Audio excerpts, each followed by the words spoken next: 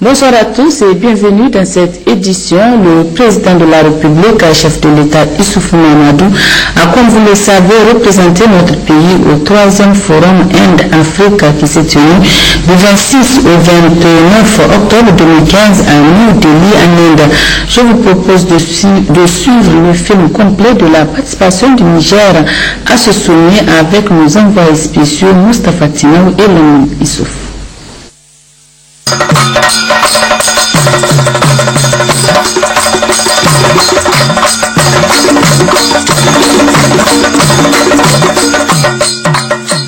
Le Niger a été fortement représenté au 3e Forum Inde-Afrique qui s'est tenu du 26 au 29 octobre 2015 à New Delhi, la capitale indienne.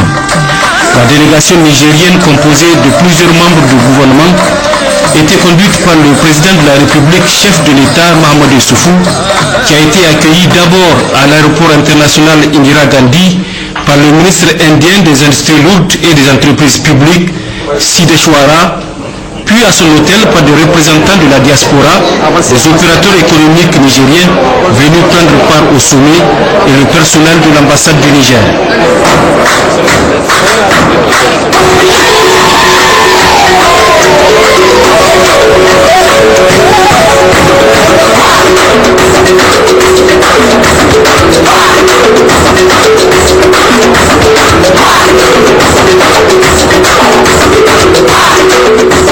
Depuis l'ouverture en 2013 d'une représentation diplomatique au Niger, l'Inde, pays émergent, a élargi sa coopération avec le Niger, notamment dans les domaines de l'agriculture, de la santé, du commerce, de l'hydraulique, de l'énergie et des ressources humaines.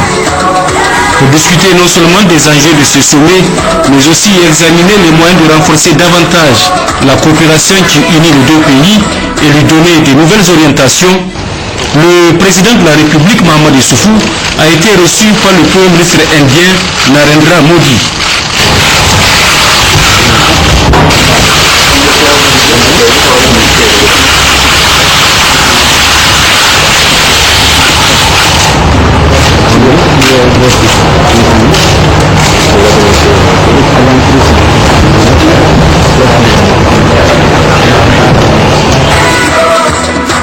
Partager la vision sur le défi du continent africain et promouvoir la coopération bilatérale, cette fois-ci avec le Nigeria, un partenaire tout aussi stratégique, était au centre des discussions que le chef de l'État a eu également avec son homologue nigérien, Muhammadu Buhari.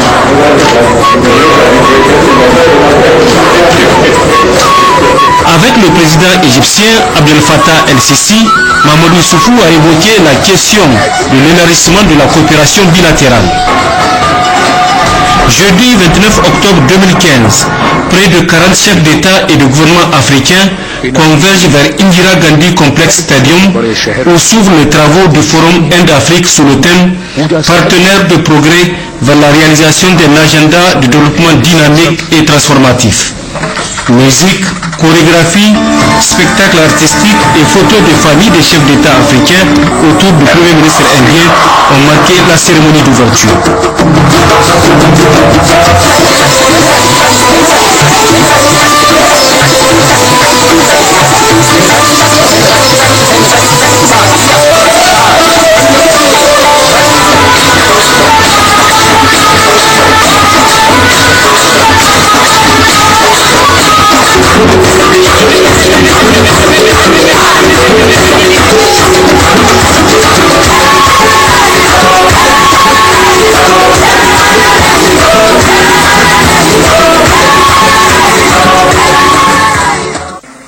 Plusieurs dirigeants africains et indiens, parmi lesquels le Premier ministre indien, hôte du sommet, le président de l'Union africaine, la présidente de la Commission de l'Union africaine et le président nigérien Mahamadou Issoufou se sont succédés à la tribune pour aborder les principaux défis de l'Afrique, à savoir l'alimentation, l'éducation, la santé, les changements climatiques, le développement des ressources humaines, les infrastructures, l'énergie et la sécurité. Tous ont plaidé pour la nécessité de renforcer davantage le partenariat entre l'Inde et l'Afrique. Au Niger, nous sommes convaincus qu'un partenariat conséquent entre l'Inde et l'Afrique dans les domaines essentiels de l'éducation, de l'agriculture, de l'énergie et des infrastructures est susceptible de constituer un exporteur de progrès et de prospérité pour l'Afrique et pour le reste du monde, du fait de l'impact que l'on peut imaginer sur la croissance mondiale et les objectifs du développement durable. Mais nous sommes aussi persuadés que l'ambition que nous plaçons dans ce partenariat promoteur reste tributaire du succès de la coopération que nous développerions dans les domaines de la sécurité et de la lutte contre le terrorisme. Monsieur le Président, Mesdames et Messieurs, nous relevons avec satisfaction les termes de la déclaration relative à la détermination de nos pays à combattre le terrorisme sous toutes ses formes. Nous sommes plus que jamais résolus à nouer des partenariats aussi bien au niveau national qu'au niveau du présent cadre de coopération pour une lutte efficace contre l'insécurité et le terrorisme. Développement, sécurité et démocratie sont les maillons d'une seule et même chaîne. C'est pourquoi le gouvernement du Niger déploie d'immenses efforts pour garantir la stabilité et la sécurité tout en accordant une grande priorité au renforcement de la démocratie et au développement économique et social. Le Niger, on le sait, est malheureusement pris en étau dans un triangle de menaces, avec comme sommet, comme foyer de tension, la Libye au nord, le Mali à l'ouest et la zone du lac Tchad au sud-est. De par sa situation géographique, le Niger est un verrou essentiel pour la sécurité de l'ensemble du continent, car la jonction de ces trois fronts pourrait avoir des conséquences incalculables sur l'ensemble du continent. Nous espérons vivement bénéficier de l'expérience en matière de lutte contre le terrorisme et du précieux soutien de notre partenaire indien dans ce combat. Le président de la République a évoqué d'autres points comme les effets positifs du programme de la Renaissance qui a permis au Niger d'enregistrer un taux de croissance de 6% entre 2011 et 2014, l'amélioration du climat des affaires pour attirer les investisseurs, la réforme du Conseil national de sécurité et surtout la cruciale question des changements climatiques. Nous sommes à quelques semaines de la 21e conférence des Nations Unies sur les changements climatiques, qui est une échéance cruciale dans le partenariat mondial pour le développement. Il est à cet égard indispensable que les pays développés prennent des engagements conséquents d'atténuation et d'adaptation. Ils doivent mobiliser des ressources financières adéquates, promouvoir le transfert de technologies et le renforcement des capacités des pays en développement afin de leur permettre de faire face à l'impact des changements climatiques, toute considération réaffirmée avec force dans le projet de déclaration qui nous est soumise et à laquelle le Niger adhère pleinement. Ces négociations mettent en jeu notre responsabilité commune pour la survie des futures générations, qu'elles soient du nord ou du sud, des pays développés ou des pays en développement. Nous sommes tous dans le même bateau que nous devons, en tant que dirigeants, de conduire à bon port pour la sauvegarde de la planète et un développement harmonieux et durable de l'humanité. Au terme de leurs travaux, les chefs d'État et de gouvernement ont à l'unanimité adopté le cadre de coopération stratégique Afrique-Inde. Ils ont aussi adhéré à la vision et aux objectifs contenus dans la déclaration dite de New Delhi. En marge de ce forum Inde-Afrique, le président de la République a rencontré les représentants de la diaspora vivant en Inde, venus féliciter le chef de l'État pour ses multiples initiatives pour développer le Niger. Dans sa réponse, Mahamadou Issoufou a donné d'amples précisions sur la gouvernance du pays, caractérisée par des progrès enregistrés dans tous les domaines prioritaires.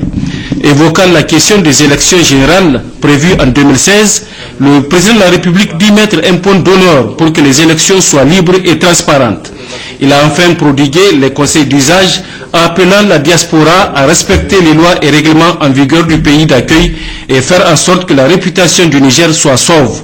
Aux côtés de la diaspora qui défend les intérêts du pays, le consul honoraire du Niger en Inde déploie aussi des efforts pour la promotion de l'image du Niger en Inde. Mais c'est surtout dans le domaine pharmaceutique que je vois qu'il y a beaucoup à faire au niveau du Niger, parce que les prix que j'ai vus au Niger sont assez élevés.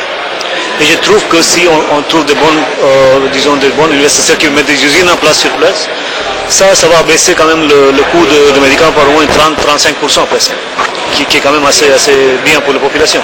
Donc ça c'est mon premier truc que je voulais entreprendre. Ensuite, il y a l'eau minérale Bellevue par exemple. C'est un investisseur indien qui est parti s'installer l'usine de l'eau Bellevue. Et voici le monsieur qui est l'investisseur, le promoteur. Et il y a aussi le domaine de l'énergie solaire que je trouve, parce que partout maintenant c'est l'énergie renouvelable qu'on cherche. Donc ça c'est un autre domaine dans lequel je suis en train de chercher des investisseurs. Le secteur minier aussi, on est en train de trouver des partenaires qui peuvent s'investir, parce que vous savez, il y a beaucoup de ressources naturelles au Niger. La délégation nigérienne conduite par le président de la République quitte la capitale indienne, satisfaite d'avoir porté la voix du Niger dans le concert des nations. Sur le chemin du retour, le président de la République a effectué une escale à Khartoum où il a rencontré dans le salon d'honneur de l'aéroport des élèves officiers nigériens en formation à l'Académie militaire de Khartoum et une importante composante des ressortissants nigériens vivant dans ce pays.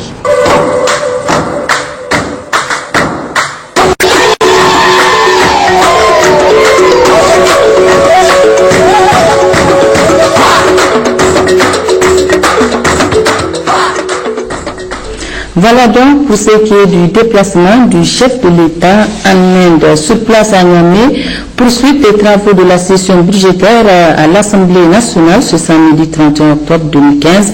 Ce matin, le ministre de la Défense nationale a répondu aux questions des députés sur la situation humanitaire dans la région de Difa. Précision avec Moudachirou, Ouma Jamila et Sani Issouf. La situation humanitaire de la région de Difa était au centre des discussions ce matin à l'Assemblée nationale. Le ministre de la Défense nationale, interpellé sur cette question d'actualité, a présenté aux parlementaires la situation ainsi que les mesures envisagées par le gouvernement pour y faire face. En effet, les attaques armées de Boko Haram ont entraîné des mouvements forcés, créant ainsi des déplacés, retournés et réfugiés accueillis dans les zones les plus paisibles de la région de Difa.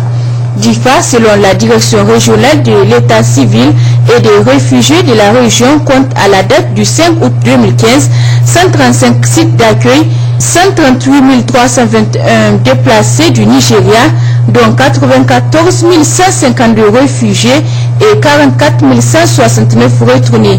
Quant aux déplacés internes, ils sont au nombre de 46 988 recensés dans 34 villages.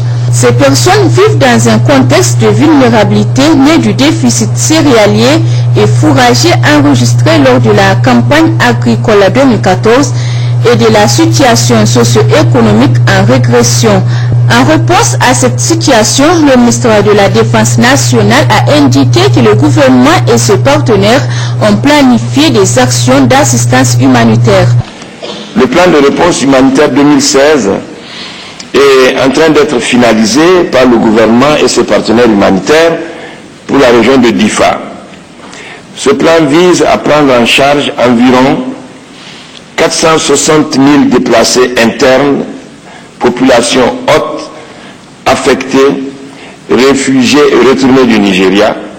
Les actions qui seront entreprises permettront de renforcer les actions humanitaires en cours tout en les adaptant au contexte, favoriser la relance économique à travers le financement des projets générateurs de revenus en faveur des jeunes et des femmes, l'appui à la production agricole, à l'élevage et à la pêche, le financement des projets de stabilisation communautaire, le renforcement des infrastructures communautaires de base, éducation, eau, soins de santé. Aux questions des députés, le ministre de la Défense nationale a apporté des réponses claires et précises. Il a par ailleurs appelé les députés nationaux à œuvrer ensemble avec le gouvernement pour améliorer la situation humanitaire de Difa. Le ministre de l'économie et des finances a quant à lui été interpellé suite aux différentes saisies de devises et de 12 kg d'or par les agents de la douane en service à l'aéroport Diori Hamani Niamey de concert avec la gendarmerie nationale. Plus de détails avec Moudan Chourou, Oumar Jamila et Sani Issouf. Le 20, 22 et 24 août 2015, les agents de la douane en service à l'aéroport Diori Hamani de Niamey, en collaboration avec la gendarmerie nationale, ont opéré 3 saisies de devises d'un montant global d'environ 8 milliards 843 341 771 francs CFA. 12 kg d'or d'une valeur de 200 millions de francs CFA ont été également saisis à l'aéroport Diori Hamani de Niamey. C'est donc pour apporter des réponses sur les mesures prises par le gouvernement face à cette situation que le ministère de l'économie et des finances a été interpellé par le député national. Les services compétents m'ont indiqué les dispositions qui permettent de faire ce qui a été fait, c'est ce que j'ai fait. Il y a des dispositions de la loi sur les finances extérieures, notamment l'article 14 et l'article 15, qui disposent que lorsque le ministre des Finances d'abord doit pouvoir transiger avec les auteurs ou complices d'une infraction au contrôle d'échange dans les conditions de l'article 15. L'article 15 dit que le ministre des Finances est seul habilité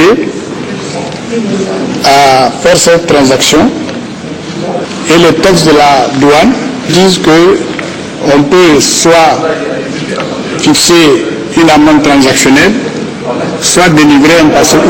Il nous revient de moderniser.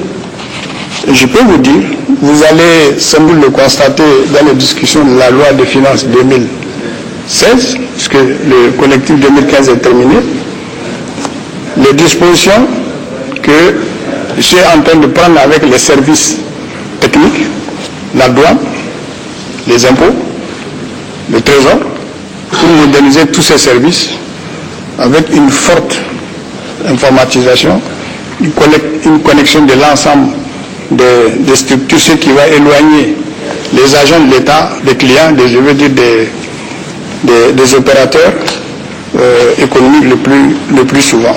Avant de lever la séance, le président de l'Assemblée nationale a informé qu'un projet de déclaration proposant des recommandations au gouvernement sera élaboré par les députés et présenté à la prochaine séance.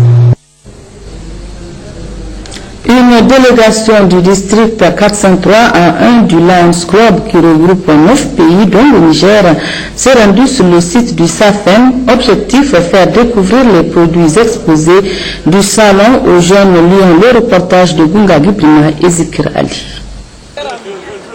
Cette visite du district 403 à 1 du Lions Club au 9e salon de l'artisanat pour la femme, SAFAM, entre dans le cadre de la série de visites sur les sites initiés par les organisateurs et qui vise à donner une visibilité à ces salons qui, au fil des éditions, s'imposent comme une véritable vitrine de l'artisanat nigérien. La délégation de Lions Club a d'abord visité les stands de la région Far Niamey où sont exposés une diversité de produits artisanaux. Elle a ensuite visité les stands du Royaume du Maroc, invité d'honneur aux SAFAM avant de se rendre sur les autres stands, ceux de 8 régions du Niger et des pays amis. Un réel motif de satisfaction pour les responsables du club service. Je ne m'y attendais pas à voir ce genre de choses. Je pensais on les voyait dans d'autres pays du monde. Et voilà, à quelques mètres de moi, je l'ai trouvé et c'était magnifique. J'étais très enthousiasmé et il ne fait que remercier une fois de plus le Niger, la directrice qui a bien voulu, notre ami nous inviter à voir cette merveille, et notre ami Imran qui a toujours essayé de nous amener dans le regroupement où il y a la possibilité qui est cultivée. Très émerveillés par la qualité et le génie créateur de nos artisans, les Lions apprécient les produits du SAFAM. Je trouve que cette foire est vraiment très intéressante. J'ai trouvé de belles choses et en fait je pensais que la plupart de ces choses-là que je connais étaient industrielles. Et finalement non, ce sont des artisans qui le font. Cette année c'est le Maroc qui est à l'honneur et ils ont ramené vraiment de belles choses. J'ai vu un sirop de date du Sahel, c'est du garbay.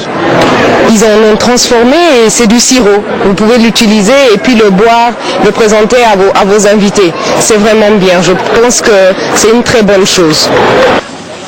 Une visite qui témoigne du nouvel élan qu'a pris le SAFAM, élan qui vise à diversifier les partenaires et de sortir du sentier battu. La République démocratique et populaire d'Algérie a fait don d'un important matériel d'équipement à la police nationale du Niger. Ce matériel a été réceptionné ce matin à l'aéroport international Diori Hamani de Niamey par le ministre de l'Intérieur et de la Sécurité, Djouari Isiaka Kombari et Mahmoud Adam pour les détails.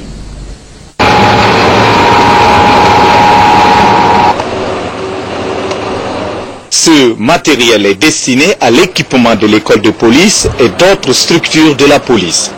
Du matériel informatique, des ustensiles de cuisine, du matériel d'équipement, des salles de cours pour ne citer que cela.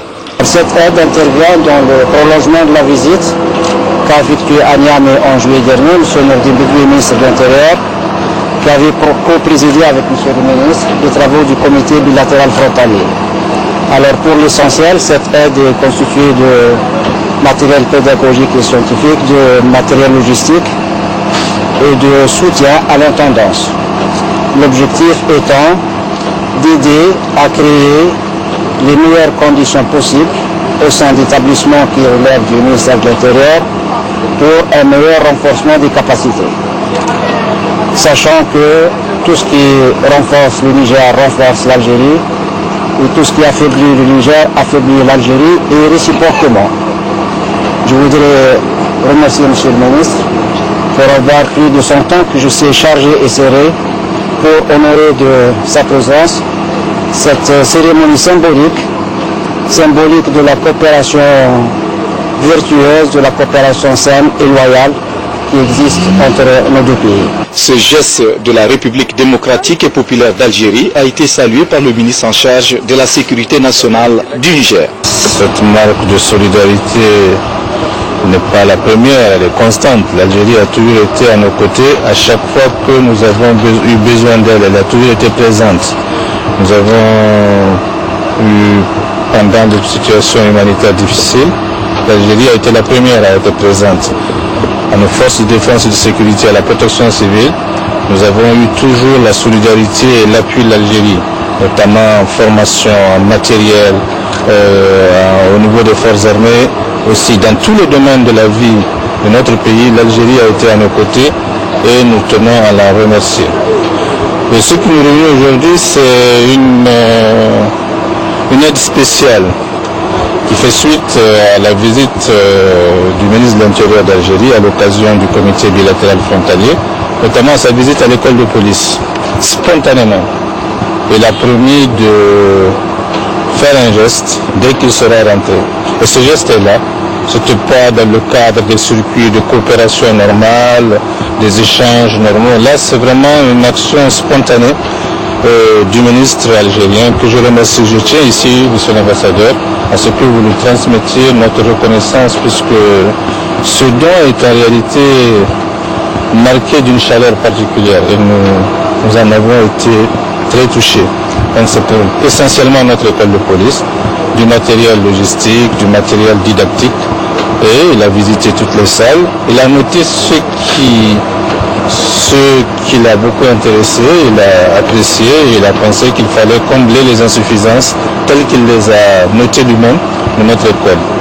Donc je voudrais, au nom de la police nationale et au nom du gouvernement nigérien, le remercier la République d'Algérie, les autorités algériennes, et je voudrais, monsieur l'ambassadeur, que vous le leur transmettiez. Donc voilà, merci encore, et ce matériel sera utilisé à bon escient.